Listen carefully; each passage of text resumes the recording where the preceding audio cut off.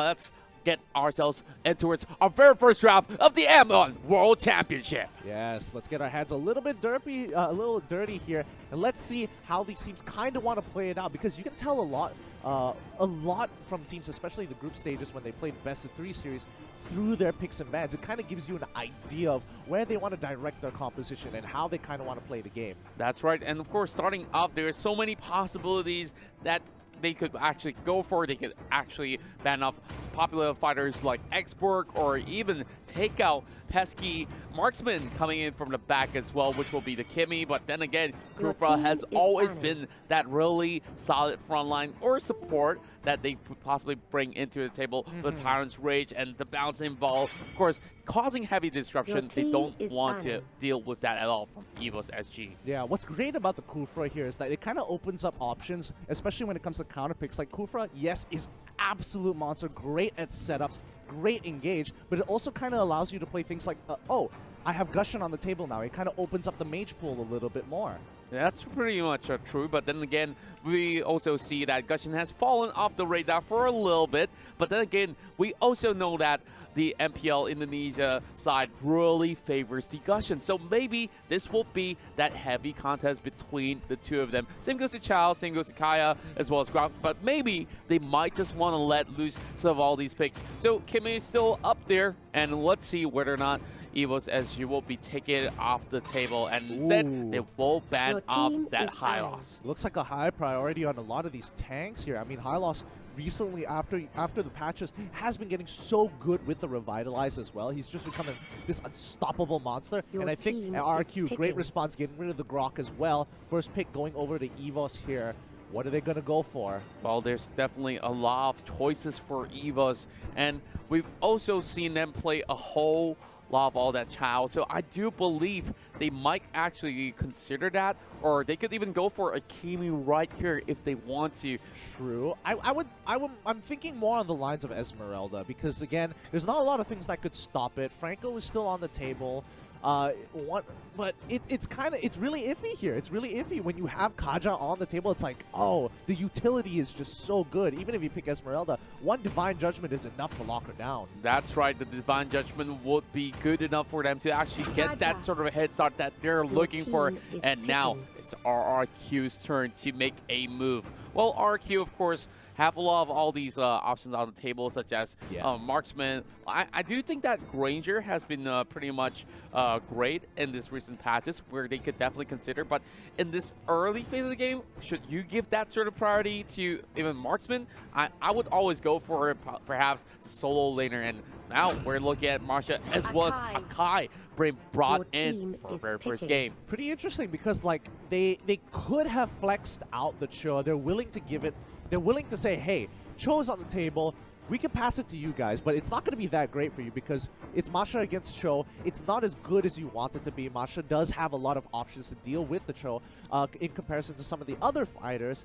Though it is not great, obviously. But again, it's like, do you really want to take Cho away from us? Do you really want to flex it? And we're allowing you to do the 50-50 because then we're just going to get better priority picks later on to the draft. Oh, that's pretty true. And now that we're also seeing EVOS here, they could even get themselves that mage pick as well as fire before getting it banned away. Instead of taking that Chao, they could still ban it off in that sort of sense. And now we're seeing Granger as well as Thomas locked in for EVOS Esports. Now, I'm feeling pretty good about this. Now, a whole lot of high damage output coming from the side of EVOS SG. Same goes to some true damage output coming from Thomas as well. So, in terms of team fight, I would say that they do have that sort of security in the front line. And I'm not sure what will they actually bring in much later on, and this is going to force RRQ to pick up the marksman before getting that secondary option. Yeah, and the best part about Kimmy is that she can be flexed into those roles. She can play your mage role, or she can be put into your regular AD carry sort of, depending on the build you want to go for. I think that's the big definition here. But coming into the second picks and bans, it's going to be important because each side is lacking is lacking a strong frontline tank. Akai, yes, he can tank. He's got a great passive, but more importantly, he's a playmaker. He's looking to make the plays. He's not looking to peel, and that's why you have to have a secondary tank on top of him to kind of be that frontline, being like, hey, stay away from my backline. I'm going to try and create space. That's right, and I do believe that Akai is going to play a real vital role for RRQ, especially when it comes to team fights. That Hurricane Dance, if you can pin somebody right on the wall, that could be pretty much a free takedown for RRQ, and Lunox is going to be eliminated on that third ban of EVOS SG. Now, what do you feel about Lunox here? Because I feel like Lunox, of course, is not as strong as those previous patches where she could just easily run rampant and easily get out of those team fights. But now we're seeing two of these mage bans. So now for RRQ, they still have a lot of options on the table, and what will they go for? I mean, Esmeralda is on the table here. Do they really want to go for it is a bigger question. Like, RRQ have an option because Kimmy is being flexed. You could see where it's like, okay, I could go for a really strong mage here that could get locked down, or I could just lock in my tank and kind of sit and wait on this. Because again, EVOS Esports, they can't double mage right here. If they double mage, they kind of just completely give up on their team composition at that point. Oh, yes, indeed, and it's going to be pretty tough. Now, I'm looking at a Lolita pick coming from the side of RQ, which was great, and they also understand the fact that EVO Singapore here likes to go on that Chang'e pick. So this is going to be pretty tough for EVOS Esports if they ever were to pick Chang'e to come in towards this matchup against RQ. And, you know, Meteor Shower is definitely one huge spell in those team fights. Oh, but yeah. If Lolita's all the way in front, then it does not mean all too much. And if they get caught out with a Nunes Blast, it's going to be pretty tough. But you talk about the Valor, it's going to be EVOS Esports being pretty much greedy with both mage picks right here. I kind of like that. And though the mage picks, I completely forgot about the Valir at this point in time. Yeah, he's going to be put into that support role. He deals a lot of damage, has a lot of disruption. The pushback is absolutely great. The moment he hits level 4, I mean, he's almost guaranteed first blood even in certain situations. Great wave clear, everything you want in a support, just that he doesn't have a very large health total. Well, I would certainly agree with that, but I really don't like the fact that EVOS Esports, they don't really have a proper tank per se, other than, you know, Esmeralda as well as Kaya as the frontliner. And if RRQ here gets themselves pretty much all ramped up with those early leads of the game, then I would say the side of EVOS SG will possibly be in pretty deep trouble. Agreed. I definitely agree there. I think a lot of work needs to be done by both Kaya as well as the Valir to kind of set the pace of the game. The tempo needs to be controlled for the side of EVOS Esports, but let's just see how RRQ kind of wants to play this out, because they have to play this until level 4, and that's when they need to capitalize. That's right, and of course, that final pick of the Gorge is something that is a stroke of genius as well, just in case if they were to commit in that 5v5 situation. So it's going to be pretty much a great move for RRQ, and I'm having my eyes set on that Masha pick as well. Masha, of course, in MPL and MYSG was like a 50-50 sort of win rate. Yeah. So I'm not too sure, but I've seen some great games come from MPL Indonesia with Masha split pushing, doing so much with that damage. And of course, it's really dependent on the sort of build that they go in for as well. But Masha has been pretty much tough to deal against. As she pops in that life recovery, she could just easily get back to 100%. Yeah, but that's the thing. When you give someone like Thamos, we put Thamos on the table. Now Masha has an option where it's like, oh, I can't really fight 1v1 as good as I want to. So that kind of puts you in a controlled situation. She really has to be efficient with a lot of that wave pushing. That's right. And of course, they really got to find a way to actually stop Masha before she even snowballs in towards that late game monster, while Thamos is going to be doing exactly the same in that sort of sense, but at least Thamos does have a little bit of that mobility to escape in that sort of situation. And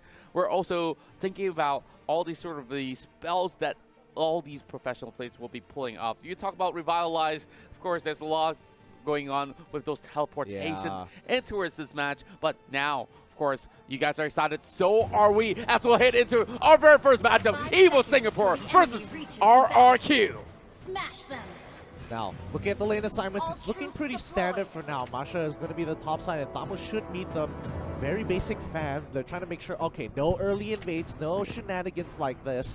And JPL, he just needs to keep control over the wave, put enough harassment in to kind of force them into situations where it's like, okay, you can't go for the rotation, and I won't let you because I have vision.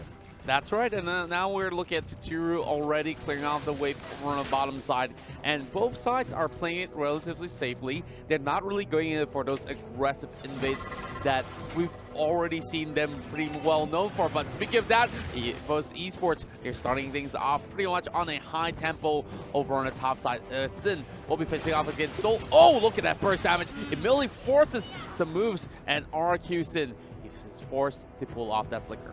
Yeah, really, really quick. It's really interesting what RRQ did here. They basically use Masha as a meat shield so that the tank as well as the mage doesn't take a lot of damage. In response, really well done here.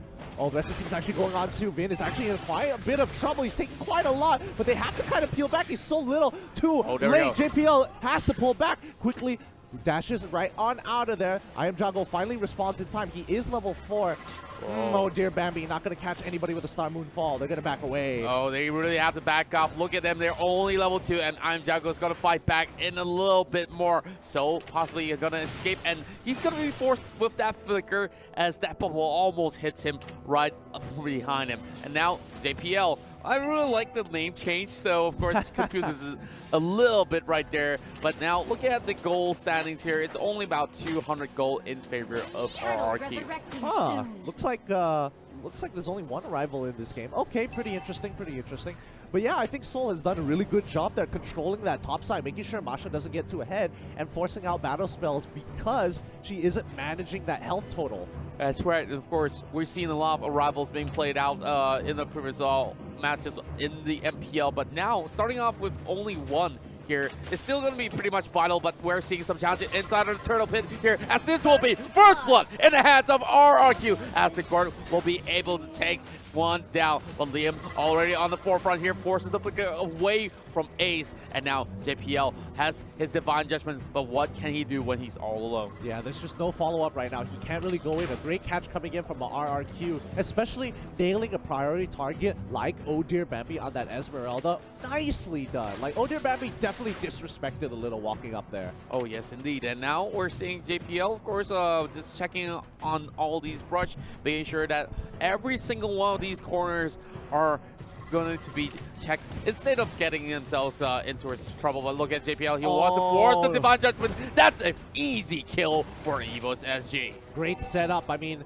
I don't know whether or not I think Potato should have been able to land the ultimate there without any issues, but you know, just in case, kind of Divine Judgment just to add a little bit more salt to the wound. Oh, that's right. And of course, giving the kill over on the Granger is going to be pretty much vital. But look at Vin, he's walking into a trap, but instead JPL almost get caught as well. Here comes the backup coming from Liam as well, trying to get in with that Hurricane Dash, pinning him across the wall, pushing it into his Tuturu as well, and this will be yet another kill falling in the hands of Tuturu. Great plays coming in from RRQ there. EVOS Esports is in a little bit of trouble. They are giving a little bit too much space for RRQ to kind of play with here. They're putting themselves very vulnerable. Now ball lane, give it up. Blast is already put. Ace is in trouble. Gets locked down instantaneously. The moment Ayajago has his ultimate, he will go for another kill. Granger goes down too as the rest of RRQ backs away. What a clean dive. Did you just see all three of these ultimates being utilized at the same time? And I just love how RRQ is sieging right now. And immediately, they secure yet another one. He should not even be anywhere close as JPL will falter. But back into the top lane here. Soul versus Sid. Yeah, he's doing a great job maintaining Masha's life at, you know, that 1 bar instead of maximum of 3, just to make sure that he's always in threat for his life. If he walks up too far, he's going to get punished. But that's again, right. RRQ, the rest of the team is doing such a good job. On the opposite side of the map, they took Turtle, taking buffs, and now the big question is, can they break that top and mid? Well, it should be pretty much a good rotation to take that one tower down. It shouldn't be too much of a hassle. As we look at the goal graph here, it's slowly, of course, heavily favoring on RRQ, if I must correct myself right there. But EVOS Esports looking for a little bit of leeway here to catch out some of the stray members of RRQ. Now, Tuturu is going to soak in a little bit of that sort of poke, but it shouldn't mean too much. Maximum charge already landing on Jiao PL. Of course, a little update on that name. But top side. It might just be a flank coming from RRQ. Yeah, they're doing a really good job. RRQ is just keeping tabs on exactly where they are, making sure they don't have any options. They go for the initial stun here, switching over to Sin. He has to back away while they invade. I'm not sure whether they stole away the buff, but we're just going to have to wait and see. But Sin, he's just trying to maintain his space, and the rest of EVOS is making sure he is at 1 life bar. Yeah, I'm pretty sure that Sin should have no issues at all to deal with COD's members, but when the Divine Judgment hits, it might just spell doom for them. But of course, Vin here will be able to take the second tower for RRQ. Yeah, they make a close call, and I think if I was in EVO's position, the rotations coming in from RRQ is pretty quick, so they preemptively send someone else to the top side, making sure they can kind of go for to protect that side of the map. They end up losing mid-turret in response, so I guess that might have not been the best play just yet, but I mean, EVOS Esports SG, they need to find something here. Masha is going to have a field day with this amount of pressure that RRQ is putting. Oh, that's right, but look at Bean though, right? It's back in the middle, gets pulled with the Divine Judgment. Of course, this will be that 1 kill being secured here for the side of EVOS. And oh dear Bambi, of course, the captain of EVOS is trying to do as much as he can to push themselves ahead with a lead. But it will still be a lead in the hands of RRQ for now. Yeah, sacrificing Lolita. Masha just got a free push, breaking tier 2 easily with a single wave. You have to give her respect. Oh, wait, Liam, he's going for the arrival. Where is he going? To the top side of the map to kind of defend it and get a little bit more damage into that turret. But I think the rest of the team just wants to keep control over this turtle. Oh, yeah. I felt like it was an unnecessary arrival, if you really want to ask me in that sort of sense. We are having a one-on-one battle inside the jungle here as Soul goes in for the chase. And Sin is just running away. And that will be a flicker here committed by Soul. But instead, he gets placed around. And now that kill will definitely be in the hands of Soul. Nicely done. I mean, EVOS, as she realized that, okay, their 4 is a lot stronger. We can only do so much here. We're not going to give Turtle away. We're going to deal with your other win condition, making sure that, oh no, Jambiel might be in trouble. He takes a lot of damage from that charge, but they don't capitalize on it just yet. I don't think Gordon has his ultimate. He used it earlier in the mid lane, so they don't have that kill pressure anymore. Oh, that's right. And of course, for EVOS Esports, they are just making sure that they stay as a unit over on the mid side as well. And they are just trying to raid inside. And look at Soul. He invaded the wrong territory, and he gets caught out. I felt like that should not happen at all, especially in a World Championship sort of phase here where, you know, you are not really facing against mid-tier teams. These are top-tier teams from all over the world, and RRQ will punish them for their mistakes. Exactly. These guys, I mean, again, you mentioned top-tier teams. You cannot disrespect them. Now, I think they're just trying to keep pace with RRQ as of right now. Oh, so close to dying here. The maximum charge. Is it going to land? Just short. Just short. My goodness. Oh, that was really close. But now RRQ will claim yet another tower on the top side as well. Looking for JPL. But there's nothing much that EVOS SG can do but to fall back. Now the next aim will possibly be the mid lane as well, as we see Vin already on the forefront here. Soul needs to make a move, but that Lolita is not allowing any members to go past. They need to make something happen here. The play can't be made. Ace can't seem to get into the fight without that Numenor boss just completely shutting him off. So they're looking for an opportunity to go in here. Oh, this is a little sketchy coming in from Soul as well as Bambi here, but it doesn't look like RQ want to pounce on it just yet. They're just kind of waiting for a mistake to be made by EVOS first. Yeah, they have absolute control inside the jungle, and now we're looking at Ben here bringing one of these members to 50%. JPL have to fall back, and here comes Bambi trying to steal the buff away, and of course Liam here will be eyeing out if whether or not will they be opposite, and if they do cross the line, that will be a hurricane dance ready to blow them back in towards the territories of RRQ. Queen's wings bought by Soul.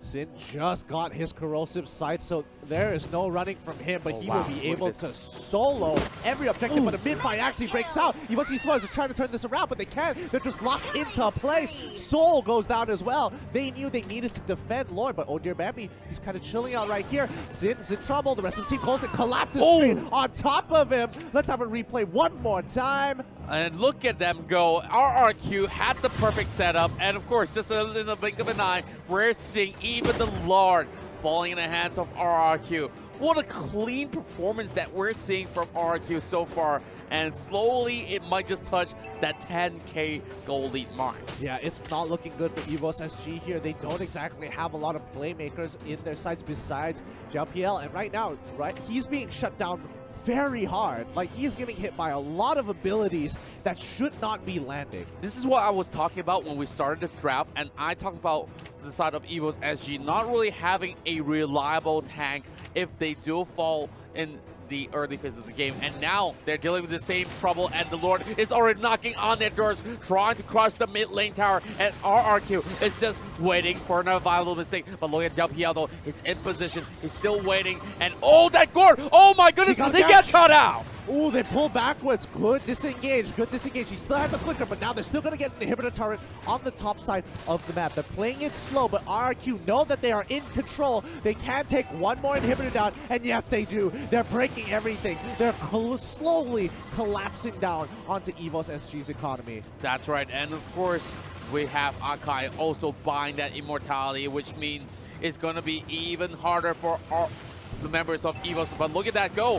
Vin's gonna go in with the No Man's Blast, casting over onto 3 members with the flicker as well. Hurricane Dance playing onto the face, and now RRQ, they're crashing right in, and oh dear Mambi almost falling out. And look at EVOS members all in the disarray. Minutes are still in the front, but RRQ does not even want to make any sort of a mistake at all. Yep, this is a killing blow here. The Death Timers, they're going to be able to respawn. Oh dear Bambi, he survived the last onslaught. He needs to clear top side. But again, minions are pushing in. Tuturu, he's going to be walking on in. There's nothing they can do. I am Jago, does not miss. His aim is true, and he cuts down the rest of the members of EVOS Esports SG. They are looking to end this. Oh, ace. Oh my goodness, what a clean game one that we're seeing here from Rex, Regum, Keon. And now, game 1 already in the bag for RRQ. Indonesia here, showing them why they are the most respected region of all the other teams across the board. And of course, EVOS Esports here, having that first defeat of the day. Of course, a sour taste and towards the early mornings right here. Oh, yeah. But I'm pretty sure that they could still find a way to come back, because this is, after all, a best of 5. Yeah, I definitely agree here. I think for the most part, you have to keep in mind that EVOS SG, they're dealing with Indonesia, and they are just, right now, they look like they're on a completely different level. They really were shut down. Valir was basically there just to wave clear. He didn't really get a lot of opportunity to roam around too much. And more importantly, I think the control coming in from RRQ was pretty devastating. They just cut off rotational paths, made sure they controlled the river line. They just didn't let them play the game like they wanted to. I totally would say that all these members of EVOS Esports look like they were not really all too ready for what's in store for them. As we saw, a couple of these members get caught out in between. Of course, MVP here will definitely be Tuturu. He has not fallen a single time. Same goes to I'm Jago, coming pretty close a second if you were to ask me as well. But members of EVOS, I felt like their strength is in team fights, and they can't really seem to really commit to doing exactly just that. And see, that's the thing. They don't have, they've got linear playmakers. JPL, you give him something like Cho, he has more options to attack the team in different areas. But when you have something like Kaja, he just goes in, locks one person, pulls back out. It gives